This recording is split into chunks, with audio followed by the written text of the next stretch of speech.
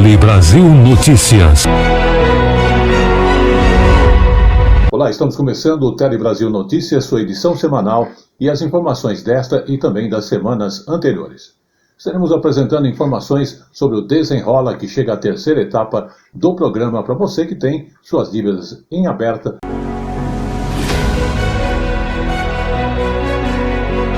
Também teremos aí o Dia Nacional de Combate ao Fumo, que alerta sobre a questão do perigo dos cigarros eletrônicos.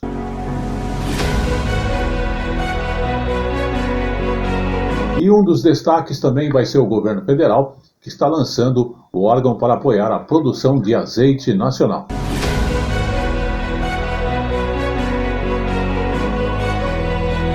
E muito mais outras informações. Não esqueça de nos acompanhar sempre através aí do Facebook, que é Jornal Tele Brasil Notícias, ou mesmo no YouTube, ver as matérias anteriores. Você que prefere informações jornalísticas impressas com fotos, nós temos também a Hora da Notícia, especialmente no Facebook, mas temos também os sites referente a isso. Vamos agora à edição desta semana, especialmente para você. No ar, Tele Brasil Notícias. E começamos o Tele Brasil Notícias falando com você que tem aí as suas dívidas e tem necessidade de realmente quitá-las. O Desenrola chega à terceira etapa deste programa. Inclusive é uma coisa muito importante que estejamos atentos, porque agora podem participar as pessoas com dívidas de até R$5.000 e que também tenham renda de até 2 salários mínimos, ou que estão inscritas diretamente no CAD único.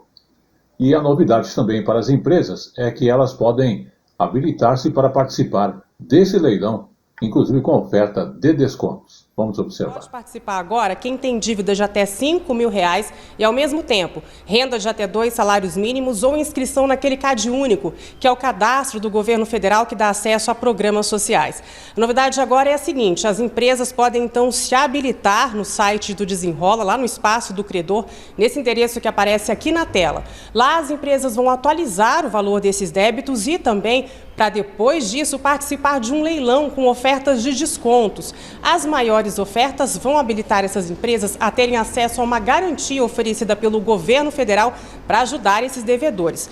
Todo esse processo aí vai até o dia 9 de setembro. As empresas que podem participar são bancos, lojas, concessionárias de água, energia, né, que tem essas dívidas aí com os devedores. Aí, atenção, você que é devedor, você vai poder renegociar a sua dívida lá para o final de setembro, se encaixar nesse público que eu falei aqui no começo. O que é que você deve fazer agora, então, por enquanto? Ver se você tem acesso naquele portal .gov.br. Esse acesso vai ser o jeito de você participar do Desenrola. Então, se você já está cadastrado, vai lá, dá uma olhada, ver se os dados estão atualizados e também a certificação. Se você ainda não é cadastrado, é hora de fazer isso. A gente lembra que o país tem 70 milhões de pessoas negativadas que têm dificuldade para ter acesso a um bom crédito e que até agora o Desenrola já renegociou 10 bilhões de reais, tirando muita gente do sufoco. Saúde. Vamos agora também falar de saúde, o Dia do Combate Nacional ao Fumo, e um alerta específico sobre os perigos dos cigarros eletrônicos. Inclusive, diversas ações de sensibilização e informação e mobilização sobre o dano provocado pelo tabaco foram feitas no Brasil, no Dia Nacional de Combate ao Fumo. Eles funcionam com bateria e podem parecer ou não com um cigarro tradicional, com sabores diferentes de olho em um público jovem. A moda dos cigarros eletrônicos parece inofensiva, mas não é. Esses produtos contêm substâncias tóxicas, nicotina, causam dependência e também podem matar. Ele tem um apelo pelo sabor, né? Até que é um sabor agradável. Mas, assim como o cigarro normal, ele possui os mesmos componentes que são muito nocivos à nossa saúde, né? Como a nicotina, o monóxido de carbono. E não importa a forma como você inale, né? O que importa é as substâncias. E são elas que são nocivas ao nosso organismo. No Brasil, cerca de 40% dos cigarros consumidos são contrabandeados. Eles têm preço menor e qualidade pior. Para os especialistas, é preciso coibir o contrabando mesmo dos eletrônicos, que têm aparência inocente e apresentam atrativos a mais, como a adição de sabores e aromas, pois eles também causam graves problemas na saúde da população. Essas políticas de controle do contrabando devem ser cada vez mais fortalecidas, como uma prioridade nacional, para reduzir acesso, poder de compra e zelar pelos cofres públicos, arrecadando os impostos que lhes são de direito de um produto legal, mas letal. Precisamos garantir que os dispositivos eletrônicos para fumar continuem sendo proibidos pela Anvisa e que a proibição de aditivos de produtos do tabaco seja finalmente implementada no nosso país. O tabaco é a principal causa de morte evitável no mundo, provocando 8 milhões de óbitos anuais. 1,2 milhão de mortes são de não fumantes, os chamados tabagistas passivos. Desses, 65 mil são crianças. Só no Brasil, cerca de 160 mil pessoas morrem todos os anos por cânceres, doenças respiratórias e cardiovasculares provocadas pelo cigarro, o que equivale a 438 mortes por dia. Mesmo quem fuma sabe dos problemas causados pelo cigarro. O Davi tem 19 anos e fuma há 2. Embora seja difícil, ele está disposto a deixar o vício de lado. Esse é o tanto que prejudica a saúde, o quão é ruim para mim. Tenho vontade de parar sim. Justamente por causa da minha saúde, por eu também gostar de praticar esporte, o tanto que prejudica também. Também muito pelo meu filho também. Vamos falar agora do tempo gasto nos celulares, que o Brasil é o segundo país onde mais se passa tempo usando-se ou vendo o celular. E este uso, que acaba sendo excessivo, pode prejudicar a saúde em vários aspectos. Além da saúde física, pode também afetar a saúde emocional. Esta é uma informação da TV Bahia, emissora da Rede Nacional de Comunicação Pública. Então vamos observar com mais detalhes. Seja nas mãos, na cabeceira da cama ou mesmo no local de trabalho, o smartphone ou o celular virou uma extensão de nós mesmos. Sim, porque eu sempre tenho que estar agendando o cliente e aí tenho que ir para o celular, né? Pagamento bancário, hoje eu não vou mais em agência, eu faço tudo pelo aplicativo, então uso muito o celular. Utilizo bastante o celular e com certeza traz sim prejuízo. Mas será que este hábito está passando dos limites? Começa logo com sintomas, primeiro com sintomas de olhos, ressecamento ocular, cansaço visual, às vezes maior sono no final do dia, aquele olho vermelho, aquela intolerância às vezes à claridade, porque você fica com cansaço muito grande. Então, assim, existem vários sinais e sintomas que esse usuário excessivo de tela acaba tendo. A pesquisa da Electronics Hub aponta que os brasileiros passam 56% das horas do dia em que estão acordados utilizando telas como as de smartphones ou computadores. O segundo maior índice do planeta, 9 horas conectados todos os dias, o que pode trazer prejuízos para além da saúde física, mas também emocional. Geralmente, os pais ou os responsáveis vêm trazer que essa criança, esse adolescente, ele está com dificuldade de se concentrar, ele está com dificuldade de interação social. Alguns começam já, os adolescentes principalmente, começam a ter o comportamento de automutilação ou ideação suicida. Isso vem a partir de um transtorno relacionado a uma crise de ansiedade ou uma depressão, que às vezes por esse uso excessivo de tela ou esses usos de redes sociais, né, de uma forma muito intensa, vai desencadear isso. E não é que encontramos alguém que fugia completamente à regra. O professor Sidney tinha apenas 39 minutos de uso do celular em 16 horas do dia. Normalmente durante o dia é só pela manhã ou no final da tarde. No mundo globalizado e altamente conectado, o desafio está em encontrar um equilíbrio entre tecnologia e saúde. Mas resta saber se as pessoas estão dispostas a repensar seus hábitos. Sempre que eu posso, eu só uso mesmo para as minhas necessidades. Vamos falar agora das crianças, porque comportamentos diferentes e atraso no desenvolvimento geralmente podem indicar algum tipo de distúrbio nas crianças. E é importante que os pais estejam observando, porque o diagnóstico precoce é uma coisa fundamental para garantir um melhor tratamento e também a melhor qualidade de vida para os pequenos. Cuidar da criança, educar e justamente promover a saúde e o desenvolvimento, inclusive, integral, sempre foi uma coisa fundamental. E uma parceria entre pais, professores e as comunidades e profissionais de saúde podem ajudar muito. Vamos observar o porquê. Ítalo tem 4 anos e não para.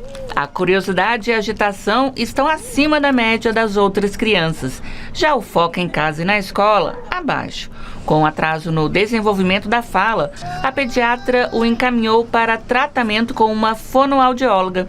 A profissional suspeitou que o menino poderia ter algum transtorno de atenção. A fono chamou para conversa, pedindo para eu explicar como é que o Ítalo funcionava em casa e se ele era em casa, como ele era na terapia. Ele não parava quieto, que ele não escutava o que eu falava, que ele não obedecia ao que eu pedia. Por mais que ele soubesse o que fazer, ele escolhe não fazer.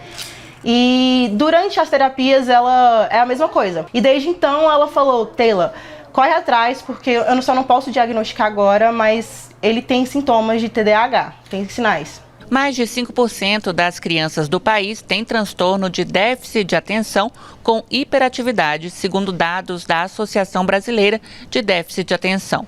Outros distúrbios cognitivos, comportamentais e emocionais comuns na infância são o autismo, a deficiência intelectual, o transtorno de ansiedade, transtornos depressivos e a dislexia. Esse neurologista aponta 4 sinais que, se observados nas crianças, indicam a necessidade de buscar orientação de especialistas, como um neuropediatra ou um psiquiatra da infância. Os pais vão observar se, com 1 ano de idade, a criança está conseguindo falar as primeiras palavras.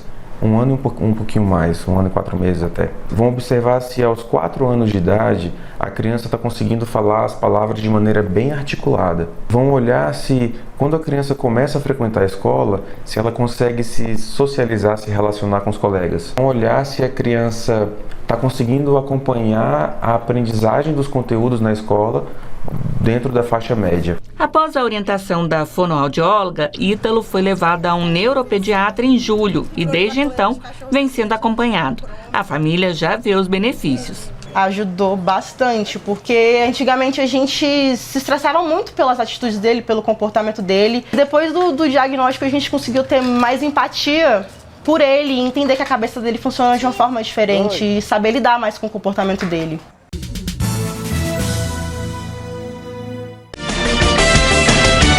A informação na medida certa que você gosta. Um telejornalismo dinâmico, nacional e regional. Jornal Tele Brasil Notícias. A informação na medida certa que você gosta. Saúde. Vamos falar agora da questão dos transplantes, porque o Brasil tem o maior sistema público de transplantes do mundo. É isso mesmo. É um sistema público, inclusive, com lista de esperas única, válida tanto para o SUS quanto para a rede privada. Então veja a união das informações. Apenas nos 6 primeiros meses de 2023, já foram realizados 206 transplantes de coração em todo o país. A alta representa 16% em relação ao mesmo período de 2022. Vamos observar. A última atualização do Ministério da Saúde mostra que só na semana entre 19 e 26 de agosto foram realizados 13 transplantes de coração no país, 7 deles no estado de São Paulo, onde acontece o maior volume de procedimentos. Neste domingo, o apresentador Fausto Silva foi mais um a passar por um transplante cardíaco. Apesar de ter entrado muito recentemente na lista de espera, seu estado de saúde era muito grave, o que o colocava imediatamente entre os primeiros pacientes na espera pelo órgão. Ele recebeu um coração depois de constatada a compatibilidade necessária para o procedimento. A lista de espera para transplantes é única e vale para todos os pacientes, do SUS ou da rede privada. E o que define a ordem das cirurgias são critérios técnicos: tipagem sanguínea, compatibilidade de peso e altura e compatibilidade genética e critérios de gravidade distintos para cada órgão. Quando esses critérios são semelhantes, a ordem de cadastro do paciente determina o desempate. Pacientes em estado crítico são atendidos com prioridade. O paciente que recebeu um transplante hoje de qualquer órgão e esse órgão não funcionou. Então, isso é urgência máxima no nosso sistema para qualquer órgão. Para o coração, especificamente, são os pacientes que estão em uso de droga vasoativa, que é aquela medicação que faz o coração bombear com mais força, há mais de 6 meses. O Ministério da Saúde é o responsável pelo sistema que assegura que as cirurgias sejam realizadas em situação de igualdade. Os pacientes do SUS recebem assistência integral e gratuita, incluindo exames preparatórios, acompanhamento e medicamentos pós-transplante. Apesar do grande volume de procedimentos de transplantes realizados, a quantidade de pessoas em lista de espera para receber um órgão ainda é grande, porque faltam doadores. Daí a importância da conscientização. Nós precisamos nos manifestar, dizer aos nossos familiares que gostaríamos de nos tornar doadores de órgãos, para que neste momento a decisão fique mais fácil para eles. Vamos agora falar de um ponto que é a questão dos jovens e o abuso do álcool. Uma pesquisa mostra então que 30% dos jovens entre 18 e 24 anos relatam já terem vivenciado um episódio de consumo abusivo de álcool. Temos muitos relatos. E para os psicólogos, o Brasil tem uma necessidade de políticas públicas para justamente controlar esse quadro que pode levar a problemas graves na fase, inclusive, adulta. Vamos saber quais são, observando essas informações. A pesquisa foi realizada entre 2 de janeiro e 15 de abril deste ano nas 5 regiões do país. Segundo a Covitel, 41,5% da população adulta do Brasil costuma consumir bebida alcoólica e 22% dos entrevistados tiveram episódio recente de consumo abusivo de álcool. Depois de uma semana de exaustivo trabalho, é muito importante que a gente se divirta, se relacione com as pessoas e beber uma cervejinha, desde que socialmente, educadamente, com parcimônia, não vejo nenhum problema. Tudo em excesso faz mal, e principalmente o álcool.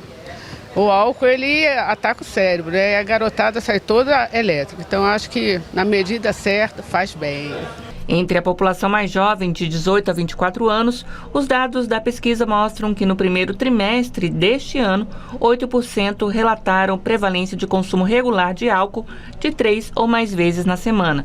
32% disseram ter consumo abusivo de álcool, de 4 ou 5 doses em uma ocasião.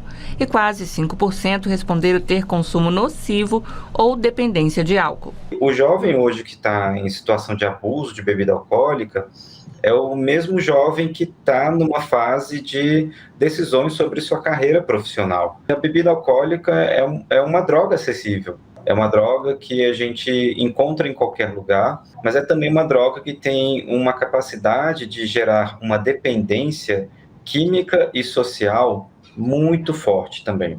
A pesquisa ainda aponta que entre 2022 e 2023 houve 90% de aumento da obesidade em jovens entre 18 e 24 anos.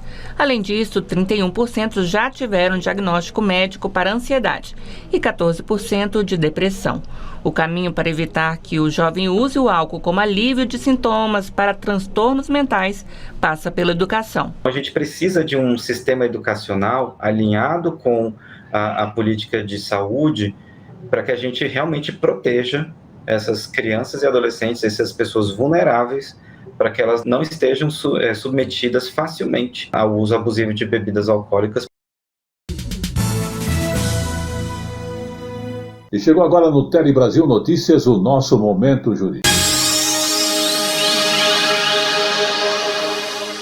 O Momento Jurídico trata hoje da questão da dificuldade de encontrar um réu que não justifica a citação por meio de redes sociais. Exatamente, a divulgação nas redes sociais. A terceira turma do Superior Tribunal de Justiça negou provimento ao recurso de uma empresa credora que pretendia a citação dos devedores, que essa ocorresse, de forma meio por mensagens eletrônicas em suas redes sociais, em virtude da dificuldade de citá-lo pessoalmente. Terceira turma do Superior Tribunal de Justiça nega provimento ao recurso de uma empresa credora que pretendia que a citação do devedor fosse feita por meio de mensagem nas redes sociais, devido à dificuldade de citá-lo pessoalmente. Para o colegiado, ainda que possam vir a ser convalidadas caso cumpram a finalidade, a comunicação de atos processuais e a realização de intimações ou citações por aplicativos de mensagens ou redes sociais não têm nenhuma base ou autorização legal. Com isso, o uso pode caracterizar vício de forma que, em tese, resulta em declaração de nulidade dos atos realizados dessa maneira. Em 2017, o Conselho Nacional de Justiça aprovou o uso de ferramentas tecnológicas para a comunicação de atos processuais.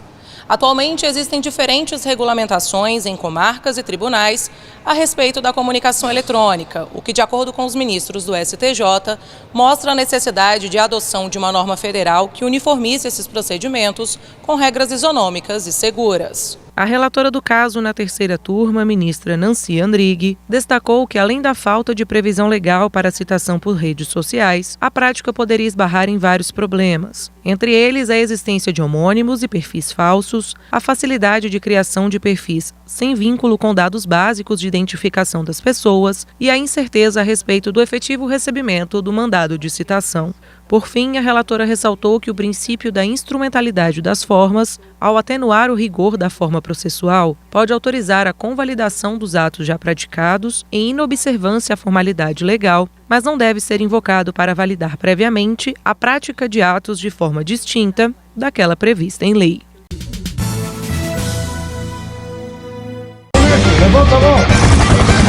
Diariamente, o Brasil e o mundo contra o crime. No Polícia em Ação. Confira. Este jornal tem o apoio de Paulo Silva Som. Áudio, vídeo, internet, redação e produção.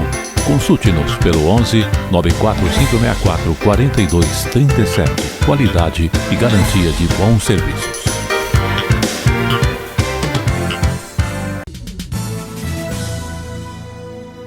Muito bem, vamos falar agora de cultura e da participação de livros digitais no mercado editorial, que infelizmente ainda é baixa. Os livros digitais, então, são práticos e muitas vezes acessíveis e até mesmo de forma barata. Porém, é uma questão que é bastante discutida. O potencial de produção e distribuição dos livros digitais é semelhante a de outros conteúdos distribuídos aí pela internet, como músicas e vídeos. Já a questão do livro tradicional de tinta e papel ainda resiste e acaba predominando o mercado editorial. É os nossos velhos hábitos, Todos nós gostamos de pegar a página impressa, ler página por página e assim por diante, é o nosso hábito ainda antigo.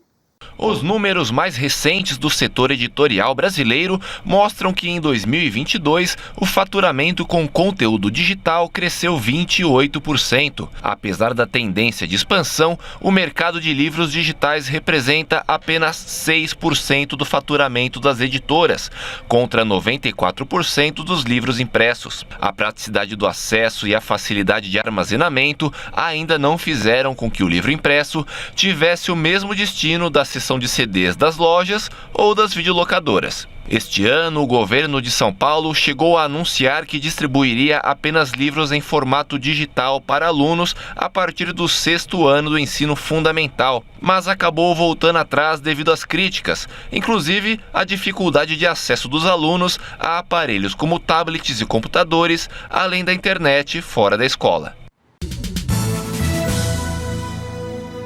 Vamos falar agora de exposição que já aconteceram. Então, foi celebrado os 100 anos da Rádio MEC.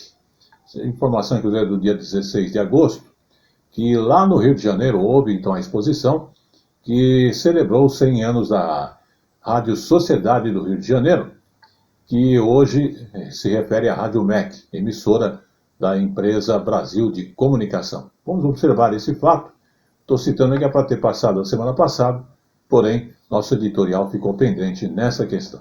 A exposição está sendo aberta neste momento aqui na Casa da Ciência da Universidade Federal do Rio de Janeiro, a UFRJ, na zona sul da cidade. O visitante vai poder ver parte do precioso acervo da Rádio MEC, com imagens da época, objetos históricos e gravações antigas. Um dos destaques é a visita que o cientista Albert Einstein fez à rádio em 1925. A Rádio MEC sucedeu à Rádio Sociedade, criada em 1923 por Edgar Roquette Pinto e Henrique Morizzi. Doada em 1936 ao Ministério da Educação e Cultura, a rádio guarda até hoje a história da música brasileira. Ela é gerida desde 2007 pela Empresa Brasil de Comunicação e em 2022 a Rádio MEC foi declarada Patrimônio Histórico e Cultural do Rio de Janeiro. A exposição vai até o dia 8 de outubro, com visitação gratuita de terças a domingo. O endereço é Rua Lauro Miller, número 3, fica bem ao lado de um grande shopping aqui na zona sul da cidade. É fácil de achar e todos estão convidados. Muito bem, como eu falo sempre, tudo que é bom dura pouco, e o Tele Brasil Notícias está chegando ao seu final, agradecendo a sua audiência em qualquer parte do mundo e aqui no Brasil. Vamos encerrar falando do governo federal, que lançou um órgão para apoiar a produção de azeite nacional. Sim, o azeite brasileiro ele tem um reconhecimento mundial pela qualidade aí no exterior, né? Apesar de ainda não ser produzido em grande escala aqui mesmo no Brasil. E justamente com essa preocupação, o governo criou, em parceria com o órgão para estudar desafios e pensar políticas públicas para o desenvolvimento deste setor, que é bastante importante no Brasil. O fio de azeite é o toque especial que finaliza qualquer prato. Ele é um ingrediente fundamental na gastronomia. E quando pensamos na iguaria, vem logo à cabeça os sabores do Mediterrâneo, aqueles produzidos na Espanha e Itália. Mas você sabia que para consumir um bom azeite, você não precisa atravessar o oceano? Isso mesmo, após 7 anos de pesquisas, o Brasil produz azeites de oliva com padrão internacional de qualidade, atestado por cientistas. O azeite brasileiro, até então, ele tem demonstrado ser um azeite de ótima qualidade. Ele tem sido premiado em concursos internacionais. Várias marcas foram premiadas ao longo de vários anos. Então, a gente consegue produzir no Brasil um produto de qualidade e a gente tem um mercado forte para absorver esse produto. Além do valor nutricional, o azeite de oliva é um alimento conhecido desde os tempos remotos. Ele está nas escrituras sagradas e foi por esse encanto histórico que essa empresária resolveu cultivar oliveiras na Serra da Mantiqueira, clima bem propício a essa árvore rústica. Hoje a produção já chega a 7 mil litros anuais e o produto já recebeu reconhecimentos internacionais. Agora estão surgindo tantos concursos, mas a gente acha importante de vez em quando para realmente se certificar da qualidade do produto, né? E mostrar para o público, de fato, que tem algum preconceito com o produto nacional, de que, de fato, o Brasil está produzindo azeites espetaculares, e isso é possível, né? Apesar do alto consumo interno de azeite, a nossa produção ainda é muito tímida, de apenas 0,25% do consumo nacional. O Brasil é o segundo maior importador do produto, compra de outros países cerca de 100 mil toneladas por ano. E para aumentar a produção interna, o governo federal já começa a investir na olivicultura, de olho em vários benefícios do azeite, inclusive os econômicos. Para isso, uma parceria com instituições de pesquisa criou o Instituto Nacional de Ciência e Tecnologia para estudar melhor sobre o azeite brasileiro e criar políticas públicas para ajudar o produtor na solução de problemas do setor. Os primeiros recursos para o pontapé inicial dos trabalhos, da ordem de 6 milhões de reais, já foram liberados. Se a gente pensar só em substituir 50% da importação já é um volume de recursos bastante grande que a gente vai deixar de mandar para fora e vai manter aqui dentro, circulando esses recursos aqui dentro. Do ponto de vista econômico, é muito interessante. E esta foi a edição desta semana do Tele Brasil Notícias, que agradece a sua audiência e estará de volta na semana que vem. Até lá.